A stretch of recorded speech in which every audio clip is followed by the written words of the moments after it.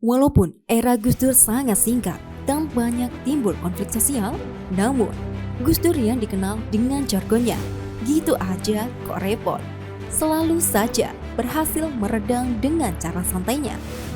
Gus Dur dikenal sebagai salah satu cendekiawan muslim yang memiliki pengetahuan luas, dan saking luasnya ilmu pengetahuan beliau menjadikannya sosok manusia yang paling menghargai sesama. Banyak sekali prestasi-prestasi yang Gus Dur kontribusikan untuk bangsa ini.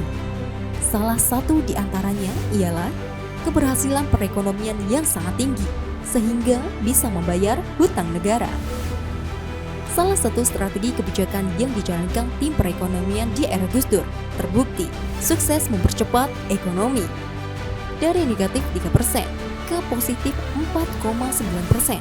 Dan berhasil mengurangi hutang pemerintah yang mencapai indeks generasio terendah, yaitu 0,31% dalam kurun waktu kurang dari 2 tahun sepanjang sejarah Indonesia.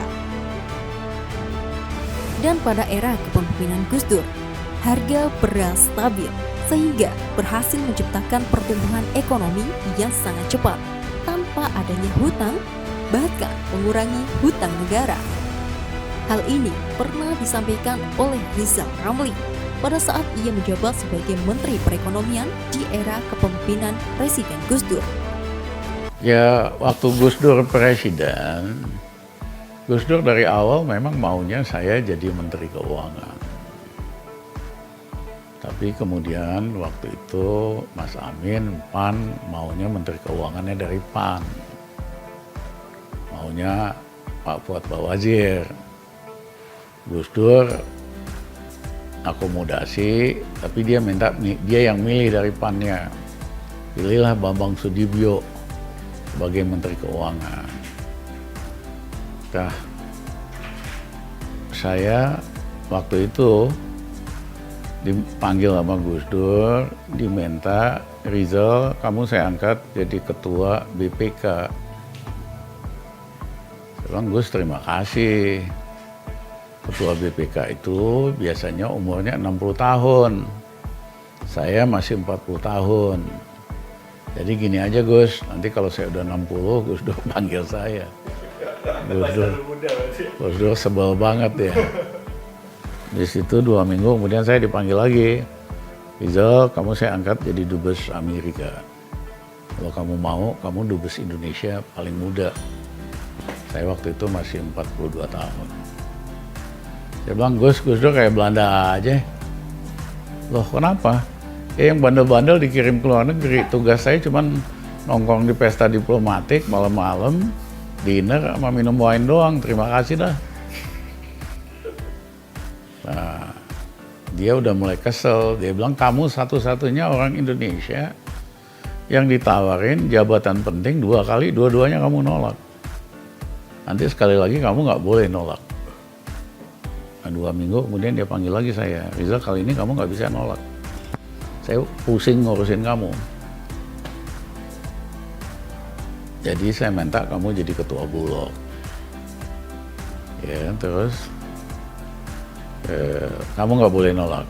Gus, gini Gus, karena Gus Dur udah 3 kali, saya terima. Tapi saya hanya mau jadi 1 tahun aja Gus.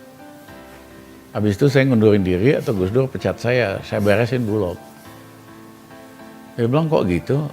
Ya mohon maaf, saya mau tetap independen. Saya mohon maaf waktu itu ekonom Indonesia paling mahal. Saya disuruh minta nulis di Bisnis Indonesia sekali 2 minggu doang. Aku dikontrak nulis 2 kali, cuma 2 halaman doang. Waktu itu $2.000. Kontrak 2 tahun, Kompas minta kita nulis 1 kali doang sebulan. Itu dikontrak kita $2.500 per bulan. Karena tulisan kita isinya selalu faktual. Ada analisanya, ada forecastnya. Sehingga orang bisnis seneng banget. Bisa jadi bahan untuk planning. Makanya tulisan saya tuh ditunggu. Kita pada waktu itu saking berpengaruhnya bisa goyang lah nilai tukar apa kalau mau atau apa gitu loh. Ya, belum lagi kalau saya diundang kemana-mana kan mahal banget. Ya, kita independen, bisa bebas. Jadi saya memang bilang sama Gus Dur, Gus setahun aja Gus. Tapi Gus Dur bilang, ya udah nanti 1 tahun lagi kita pikirin. Akhirnya saya jadi ketua Bulog. Nah, dalam waktu cepat, saya itu bergerak selalu cepat sekali. Karena kita tidak biasa dengan cara menyelesaikan masalah yang konvensional, yang biasa-biasa aja. Rizal Ramli track record-nya selalu menyelesaikan masalah secara out of the box, tidak cara yang biasa. Kenapa? Karena saya senang matematika sejak SD. Matematika itu kan satu masalah bisa diselesaikan 7 langkah. Bisa 5 langkah, bisa 4 langkah, bisa 3 langkah. Saya selalu, kita harus yang paling efisien. Orang lain 7 langkah, kita 3 langkah. Ya, sehingga waktu SMA, teman-teman saya yang badung-badung, pada duduk dekat saya semua kan kalau ujian matematika. Kita bikin jawaban bisa 4 versi. Kita bagi tuh sama teman-teman. Iya kan? Nah kita tuh dari dulu nggak percaya dengan pendekatan biasa, harus konvensional. Iya. Nah jadi waktu di Bulog, saya benerin satu naga pembelian gabah per pupuk kita naikin rasionya dari 1,5 1,7. Jadi petani punya insentif untuk ningkatin produksi. Ya, itulah yang menjelaskan kenapa 2 tahun pemerintahan Gus Dur nggak ada import sama sekali. Kredit macet petani kita beresin, kita restructure. Sisa-sisa KUT-nya zaman Pak Habibie. Ya, yang kedua, Bulog punya dana off budget. Saya tutup dana off budget. Di dana off budget itu ada uang triliunan dan nggak perlu dipertanggungjawabkan. Saya tutup karena saya nggak percaya dengan sistem off budget, harus on budget supaya bisa dimonitor, bisa transparan, accountable.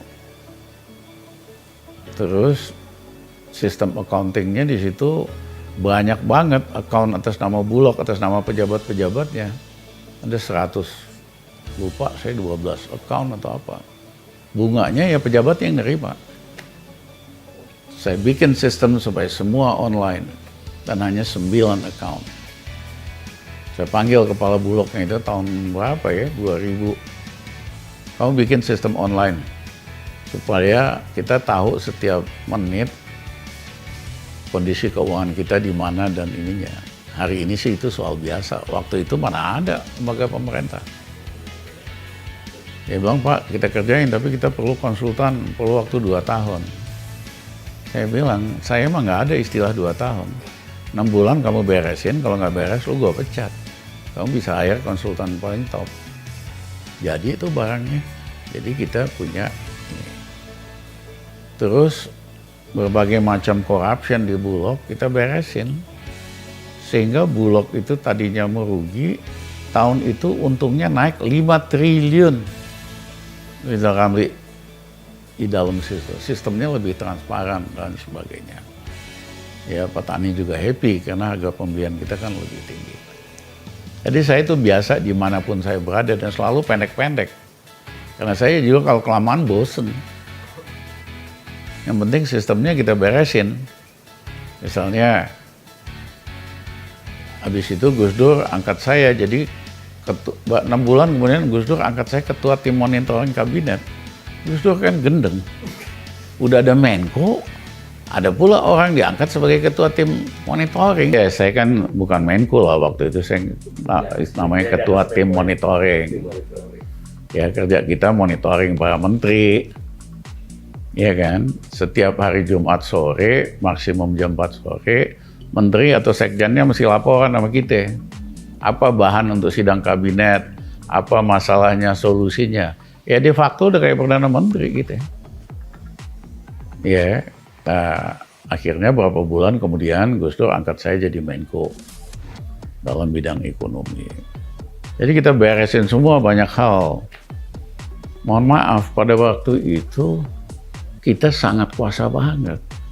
Karena Gus Dur sama Mega kan percaya 100% sama saya. Gus Dur dia bilang, kamu nggak pernah nyolong, nggak pernah neko-neko, kamu selalu bekerja buat bangsa sama rakyat kita. Jadi terserah kamu lah mau ngapain. Nah kalau saya menyalahgunakan kekuasaan itu untuk memperkaya diri saya sendiri, udah jadi orang super kaya kok hari ini.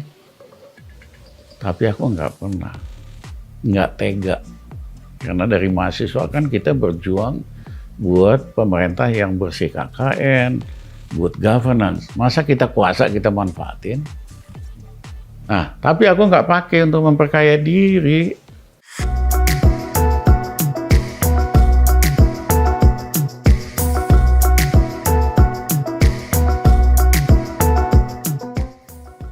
Nah, hasilnya apa? Hasilnya waktu saya masuk, ekonomi minus 3%. 21 bulan kita naikin plus 4,5%, 7,5%. Gaji pegawai negeri, ABRI, sipil kita naikin 125% dalam 21 bulan. Nggak pernah dalam sejarah Indonesia. Jadi begitu gajinya dinaikin, mereka belanjain. Akibatnya sektor retailnya hidup. Iya kan? Dan yang kedua, ekspor kita naikin 2 kali. Ya, yang ketiga, kemiskinan kita kurangi 1 tahun 5 juta orang. 2 tahun Gus Dur nyaris 10 juta, 9,7 juta berapa.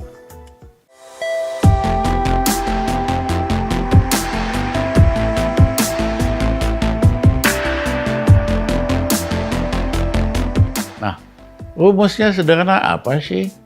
Rumusnya sederhana, berpihak sama yang menengah bawah. Yang kedua, kamu harus amanah. Yang ketiga, kamu nggak boleh ada conflict of interest.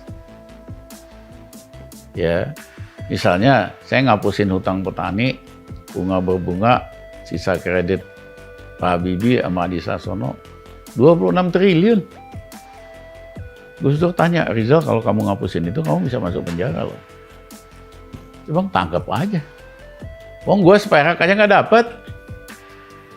Jadi begitu kamu tidak punya kepentingan, kamu tuh bisa bikin kebijakan apa aja. Yang penting kan buat rakyat kita. Beda kalau kamu punya kepentingan, kamu ngakali kan, pakai akal bulus supaya kamu dapat sesuatu gitu. Ya, kebijakan saya buat restrukturisasi kredit menengah kecil yang pada macet waktu itu kita lakukan. Iya kan? Out of the box, cepat selesai, dan sebagainya. Kuncinya nggak seruwet seperti yang orang bayangkan. Satu, berpihaklah kepada yang menengah bawah. Karena kalau kamu kasih uang atau kredit kepada yang gede-gede, dia nggak akan belanjakan. Dia simpan, dia beliin buat spekulasi, beli mata uang asing. Tapi kalau ke bawah kamu lakukan itu, pasti dia belanjain. Hidupnya, retailnya hidup. Jadi cara paling cepat memulihkan ekonomi, kebijakannya itu harus pro yang menengah bawah. Itu yang dilakukan oleh Perdana Menteri Inggris Boris Johnson. Walaupun dia dari partai konservatif, tapi dia tahu persis, dikasih nasihat sama Menteri Keuangannya si Sunak, ya kan, kalau mau cepat pulih harus pompa yang bawah. Ya kan, demikian juga oleh Biden dan lain-lain, oleh Modi. Kita ini kan kebalik, kita selalu belain investor, belain yang gede-gede, dan sebagainya. Nah yang kedua harus amanah, fokus sama menengah bawah. Misalnya restrukturisasi kredit, arbitrase. Saya fokus sama usaha menengah kecil, yaitu orang yang kreditnya maksimum hanya 1 miliar. Mereka udah kategori macet total, kategori 5. Saya keluarkan kebijakan out of the box. Mereka dikasih diskon. Setengahnya 500 juta, asal sisanya bayar tunai. Iya kan? Nah hasilnya apa? mereka minjem, jual mobil, jual rumah. Kapan lagi mereka dapat diskon 500 juta? Akibatnya bank tiba-tiba punya uang tunai 7 triliun lebih. Bisa buat kredit lagi. Pengusahanya udah kategori 5, nggak bisa terima kredit, naik kelas lagi jadi kategori 1, hidup lagi. Iya kan? Nah, kalau saya pakai cara konvensional, ya itu di Uber nih, yang kredit macet. Ya, saya tanya sama dirut bank, kalau kita Uber, mereka berapa lama waktunya buat duitnya kembali? 2 tahun. Kok lama banget? Ya kan harus ada keputusan pengadilan. Terus dapatnya berapa baliknya? Cuman 20%. Habis biaya legal, biaya debt collector. Nah, cara saya tadi kan dapat 50% gitu. Cepet pula lagi. Cuman waktu 3 bulan, kekumpul pula uang buat ekspansi berikutnya. Sementara pengusahanya itu masuk kategori 1 lagi. Kalau dia di Uber macet, dia nggak bakal naik kelas lagi, nggak bakal bisa terima kredit. Jadi lihat nih, cara Rizal Ramli memecahkan masalah selalu out of the box. Rizal Ramli pernah menyampaikan bahwa harga beras relatif terus stabil selama 2 tahun, sehingga pada jangka waktu tersebut dapat dilalui tanpa adanya impor, bahkan ekspor naik 2 kali lipat. Pemerintahan Gus Dur harus dijadikan kaca untuk pemerintahan saat ini dengan pemerintahan yang akan datang.